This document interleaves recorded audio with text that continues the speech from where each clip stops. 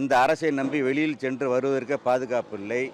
காவல்துறையெல்லாம் முதலமைச்சர் அவர்கள் கட்டுப்பாட்டில் இருக்கிறது. அவர்கள் கட்டுப்பாட்டில் இருக்கிறதுனால் காவல்துறைகள் கைகள் கட்டப்பட்டு அவர்கள் சுதந்திரமாக காவல்துறை செயல்பட முடியவில்லை. இப்படிப்பட்ட ஒரு சூழ்நிலை தான். இந்த பகுதி விவசாயத்தை சார்ந்த பகுதி. இங்கே ஆட்சியில் இருக்கும்போது அருமையண்ணன் அவர்கள் குடிமராமத்து நாயகன். எங்கே பார்த்தாலும் தூர்வாரி குளங்கள், குட்டைகள், அதே போல் காவிரி ஆற்றிலிருந்து எல்லா இதுலையுமே தூர்வாரப்பட்டு இன்றைக்கி குடிமராமத்து நாயகனாக அண்ணன் இருக்கிறார்கள்.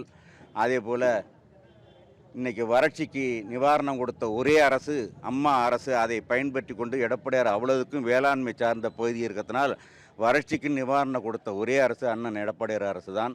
அதே போல் கூட்டுறவு சொசைட்டி கடன் தள்ளுபடி, நகை கடன் தள்ளுபடி 2 முறை செய்யப்பட்டது. அது இந்த பகுதி நெசவாளர்களை சார்ந்த பகுதி.